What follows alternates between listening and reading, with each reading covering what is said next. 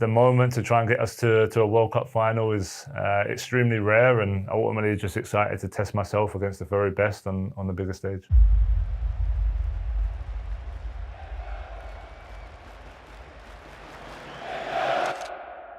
Well, Harry, 60 years on from the last time England were in a World Cup final, you're just one match away from captaining England to another. In one word, how does that feel? Exciting. Yeah, to have that opportunity to, have the moment to try and get us to a World Cup final is extremely rare, and yeah, I think it's the most exciting part of the tournament. You deal with so much pressure and commitment over a long period of time, and now it's kind of the final week, the final hurdle. So yeah, we have to try and enjoy it as much as possible, and yeah, I'm really looking forward to the game. How do you assess England's tournament so far? Outstanding. To be in a semi-final of a World Cup, yeah, no matter how you play or what you can do better. This was the goal 2 years ago when the boss arrived. We spoke about climbing the mountain, and so much goes into every camp, every time we're together through the qualification, into the tournament, the group stage, knockouts. And we've done everything right to be here now, and we fully deserve to be in this moment. So like I spoke after the last game, of course we know there's still things we can improve and we can get better, but ultimately it's about being in this situation, the final four. And yeah, now is that one big push, the final week. 2 games away from making history, and that's where our focus is. The manager said after the Norway game that he still felt there was more to come from England in terms of the performance. How were his comments received in the dressing room?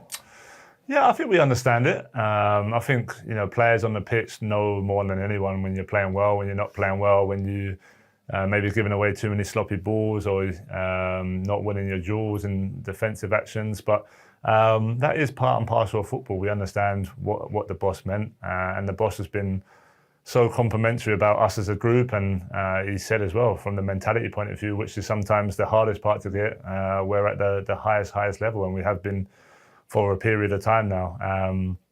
Again, I think when he sees us train and he sees the freedom, he sees the attacking play in training, of course he wants to see that on the pitch. It's not always possible for many different reasons, playing against difficult opponents.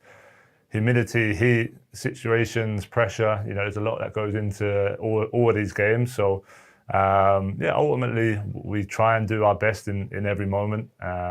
Norway, yeah, there was some things we could have improved, but also a lot of great things as well. And yeah, you try and take positives from every little situation, and going into this game now, that's what it's all about. What did you make of Jude's response to the manager's comments? Yeah, look, it's hard when you're playing a game, especially a game like that, and you get asked a question 5 minutes after the final whistle, when he hasn't really known what the manager's really said. It's like, what do you want Jude to say? You know what I mean? Like, we've just been through a battle. It was really tough out there.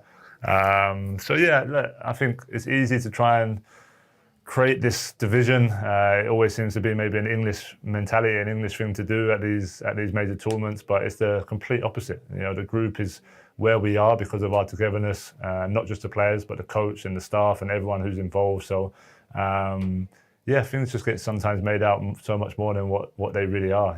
We're doing incredibly well. The boss knows that, the players know that. So yeah, our focus is literally on what's ahead, and that's a really tough game against a great Argentina side.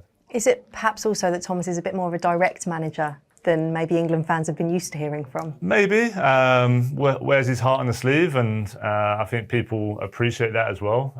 The honesty, the emotion, the feeling, you get all of that when he talks. It's never scripted. It's just purely what comes into. Is that what's so special about him in a way? I think so. I think, yeah, that's what makes him who he is. And we've had many occasions, meetings, speeches from him. We spoke after Croatia, the half-time. I think when it just comes natural, as players, you believe in that. You believe in what he's saying. You believe in his approach. And yeah, he's one of the best managers in the world for a reason. And his character is a big part of that. So you don't ever want to take that away. And yeah, we understand him. That's what these relationships are for as players and coaches, to over the 2 years he's been here, to get to know him, know makes him happy, makes him unhappy, what makes him tick, what gives him energy, and he finds the same in every player, and that's part and parcel of the relationship. So from that point of view, it couldn't have gone any better so far.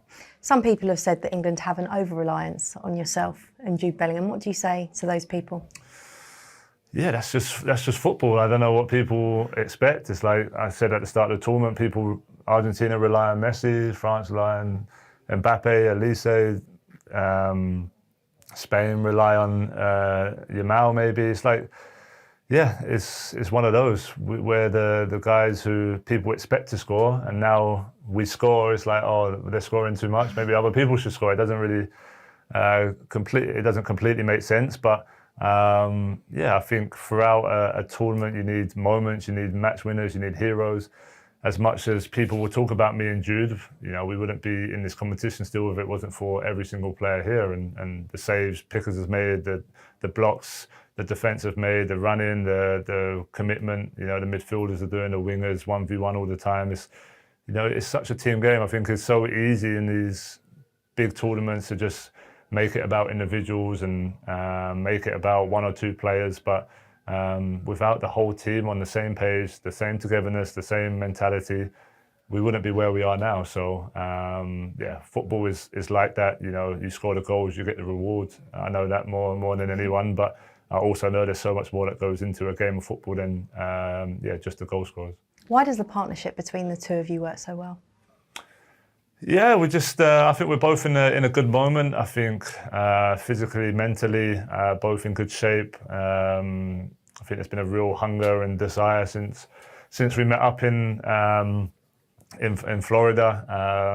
Yeah, me personally finishing the season the way I did with a couple hat-tricks, the cup final, I felt like I just kept that rolling into this tournament. Jude come in with a real bit between the teeth to, I think, prove himself and prove why he's at Real Madrid, why he is who he is, one of the best players in the world. And you saw that energy early on from him. And yeah, we've kind of just used each other and that energy into the games, into training around the place. And yeah, we've kind of taken that onto the pitch. Is his best position, because we know he can play a number of positions, in the 10 just behind you? Is that where you like him the most? To be honest, I think he's good in any of those positions. I think certain games will dictate a little bit differently, but I think he's a great goal scorer. So I think playing as a 10 helps him in that sense of arriving into the box, being higher up, being in dangerous goal scoring areas, kind of like his 2 goals in Miami against Norway, almost like striker goals.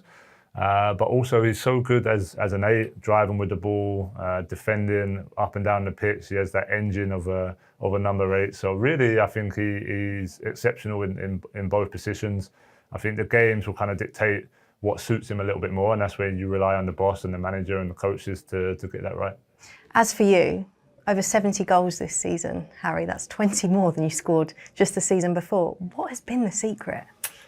Good question. It's hard to really put a finger on. I think, I guess at this year, a lot of things have just come together in the right moment, the right time. I feel, physically, mentally fresh, and I think the players I've had around me all season, both for club and country, have helped me kind of perform at this level. And just it's hard to really know. I dedicate every year to improve. And have you not changed anything? Was there something you did different in pre-season, taking on coaches? No, I think maybe just even more. I think I've been even more conscious on recovery and healthy eating, and I think that happens naturally as well. As you get a little bit older, you start to know that every little detail is even more important. I'd say probably from the start of the season, just coming off the back of winning the season before, and I think you're always a little bit like, how am I going to react to winning my first trophy? And if anything, it just gave me more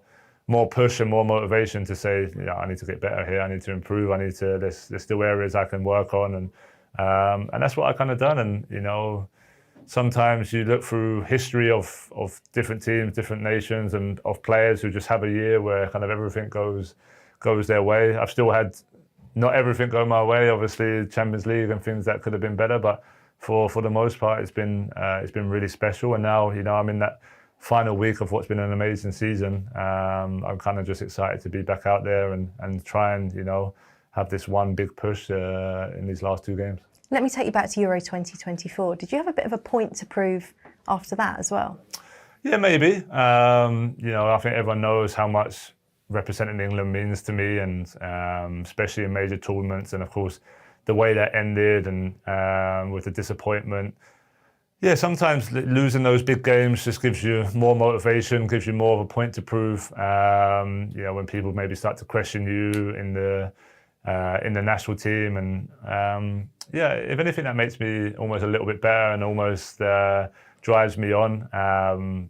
Yeah, like I touched on there, I think playing for England is the biggest honour, and it's something that, you know, I want to do for the rest of my life. So yeah, in that, after that tournament, that disappointment, I think, yeah, again, it just gave me almost another boost to say, you know what, like you can get better, you can feel better, you can physically be in better shape. And yeah, when I look back over those 2 years, that's definitely been the case.